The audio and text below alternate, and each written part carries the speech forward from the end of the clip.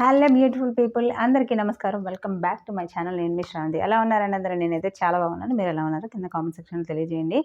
And ఈరోజు ఒక most viral video అండి, 100 times వాష్డ్ గీ అనమాట. మనం కూడా ట్రై చేద్దాం అనుకున్నా. ఇంత ముందైతే చాలా వీడియోస్ చూశాను నేను, అందరూ ట్రై చేస్తున్నారు. బట్ అది నిజంగా వర్క్ అవుతుందో లేదో నాకైతే తెలియదు. బట్ ట్రై చేసి, అంటే వాళ్ళు ఫేక్గా చెప్తున్నారా లేకపోతే రియల్గానే అది మంచి మాయిశ్చరైజరా కాదా అని చెప్పి మనం కూడా ట్రై చేద్దాము. సో లేట్ చేయకుండా ఆ మ్యాటర్ ఎట్లా తెలిసిపోయింది కాబట్టి వెంటనే వీడియోలో స్టార్ట్ చేసేద్దాం. పదండి. ప్రాసెస్ కోసం ముందుగా మనకు కావాల్సింది ఘీ కావాలండి. నెయ్యి మాత్రం కంపల్సరీ కావాలి. ఇది ఆవు నెయ్యి అయినా పర్వాలేదు, కాకపోతే ఇంట్లో ఉండే నెయ్యి అయినా పర్వాలేదు, కానీ బయట కొన్నది కాకుండా మనం ఇంట్లో తయారు చేసుకున్న, స్వయంగా మనం తయారు చేసుకున్న నెయ్యి అయితే చాలా బాగుంటుంది. సో ఇదైతే నేనే ప్రిపేర్ చేశాను కాబట్టి నేను ఈ నెయ్యి తీసుకుంటున్నాను. తర్వాత ఒక పెద్ద ప్లేట్ ఇటువంటిది తీసుకోవాలి. ఎందుకనంటే మనం దీన్ని ఇట్లా నెమురుతూ ఉంటాం కాబట్టి పెద్ద ప్లేట్ అనేది కంపల్సరీ. తర్వాత ఇందులో ఇట్లాగా రుద్దడానికి అందరూ రాగి గ్లాస్ యూజ్ చేస్తున్నారు. రాగి గ్లాసే యూజ్ చేయాల్సిన అవసరం అయితే లేదు, నార్మల్గా మనం స్టీల్ గ్లాస్ కూడా యూజ్ చేయొచ్చు. ఇది కొంచెం హైట్ తక్కువ ఉంది కాబట్టి ఇట్లా పెట్టి రుద్దడానికి కొంచెం ఇబ్బందిగా ఉంటుంది. సో ఇటువంటి కొంచెం హైట్ ఉన్నదైతే మనకి పట్టుకోవడానికి కన్వీనియంట్గా ఉంటుంది. అండ్ ఈ మొక్కలు ఉన్నాయి కదా, ఈ పట్టుకున్నప్పుడు కొంచెం ఇట్లాగా గట్టిగా నెమరాల్సి వస్తుంది కాబట్టి ఇది కొంచెం ఇబ్బందిగా అనిపించవచ్చు. అందుకని నేను ఇదే ప్రిఫర్ చేస్తున్నాను, బట్ ఏదైనా పర్వాలేదు. ఆ తర్వాత మనము కూల్ వాటర్ అనేది కంపల్సరీ తీసుకోవాలి. ఈ కూల్ వాటర్తోనే ఈ నెయ్యి అనేది మాయిశ్చరైజర్గా కన్వర్ట్ అవుతుంది అనమాట. సో అందువల్ల మనం కూల్ వాటర్ తీసుకోవాలి. నార్మల్ వాటర్ కంటే కూడా కూల్ వాటర్ అయితేనే చాలా బాగా వస్తుంది.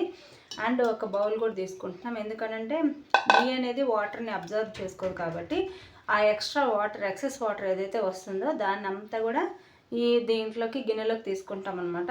ఇది కొంచెం చాలా పెద్ద ప్రాసెస్.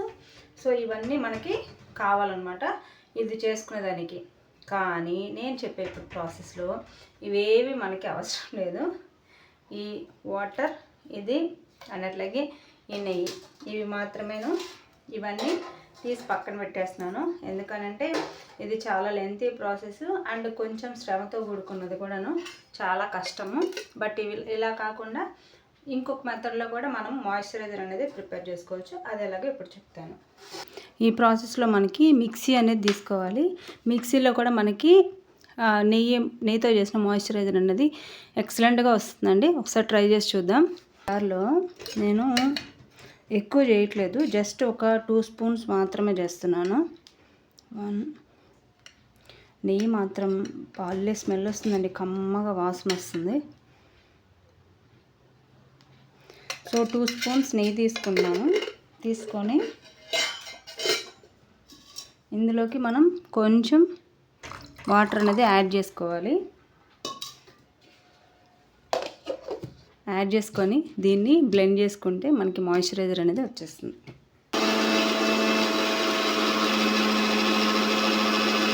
సో మిక్సీ పట్టుకున్న తర్వాత మనకి ఇట్లాగా వాటర్ అనేది కనిపిస్తుంది. ఈ వాటర్ని సపరేట్గా ఒక గిన్నెలోకి పోసుకొని మళ్ళీ మిక్సీ జార్ని మిక్సీ మీద పెట్టేసి ఇంకొంచెం వాటర్ అనేది యాడ్ చేసుకోవాలి. ఇట్లాగా ఒక 4 to 5, 6 times వరకు బ్లెండ్ చేసుకోవాలండి. బ్లెండ్ చేసుకొని ఆ వాటర్ అనేది ప్యూర్ వైట్గా వచ్చేంత వరకు మనం బ్లెండ్ చేసుకుంటూనే ఉండాలి. బ్లెండ్ చేసుకోవాలి. ఎక్సెస్గా వచ్చిన వాటర్ని వేరే గిన్నెలోకి పోసేసుకుంటూ ఉండాలి. ఇట్లాగా మనం ప్రతిసారి చేస్తూ ఉంటే అది మళ్ళీ అంటే నెయ్యి నుంచి వెన్నలాగా కన్వర్ట్ అవుతుందన్నమాట. అది పూర్తిగా మాయిశ్చరైజర్ తయారు చేసినట్టు.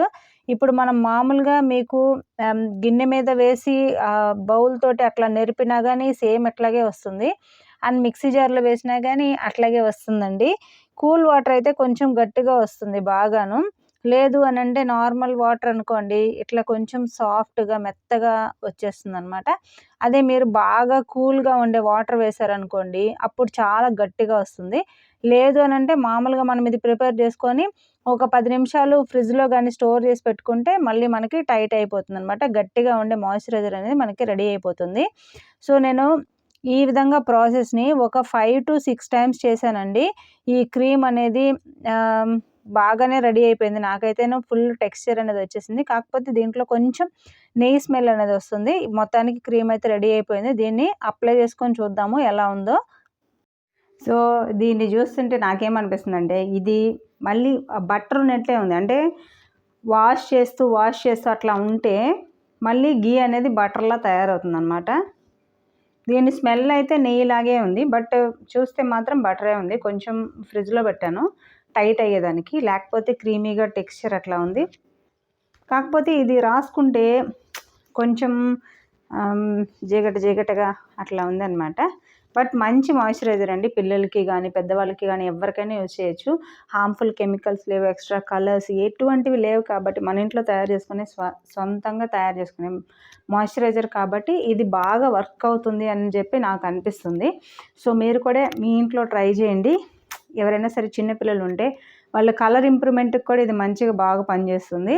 అండ్ పిల్లలకి ఎక్స్ట్రా ఆయిల్స్ అట్లాంటి వాటి కొంతమందికి పడవు. అట్లాంటి వాళ్ళకి ఏంటంటే ఈ మాయిశ్చరైజర్ అనేది చాలా బాగా ఉపయోగపడుతుంది. అండ్ ఇంట్లో పెద్దవాళ్ళు ఎవరైనా సరే యూజ్ చేసుకోవచ్చు.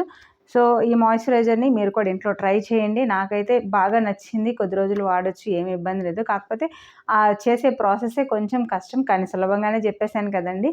సో ఎటువంటి ప్రాబ్లం లేకుండా మీరు కూడా ఇంట్లో ట్రై చేసి మీ అమూల్యమైన కామెంట్స్ని కింద కామెంట్ సెక్షన్లో తెలియచేయండి. ఖచ్చితంగా మీరు కూడా ట్రై చేయండి. ట్రై చేస్తే మంచి మాయిశ్చరైజర్ అనేది మీరే ఓన్గా ప్రిపేర్ చేసుకున్న వాళ్ళు అవుతారనమాట. ఇది ఇప్పటిది కాదు, ఎప్పటి నుంచో వస్తుంది కాబట్టి సో బెస్ట్ మాయిశ్చరైజర్ అనే చెప్పొచ్చు. సో అది ఫ్రెండ్స్ వీడియో. ఐ హోప్ మీ అందరికీ వీడియో నచ్చింది అనుకున్నా. నచ్చితే లైక్ చేయండి, షేర్ చేయండి అండ్ కామెంట్ చేయడం మాత్రం అసలు మిస్ చేయకండి. మరిన్ని వీడియోస్ కోసం మన ఛానల్ని సబ్స్క్రైబ్ చేసుకోండి. సింప్లీ శ్రవంతి. నెక్స్ట్ వీడియోలో మళ్ళీ కలుసుకుందాం. అందరూ ఉంటాను. Take care, bye.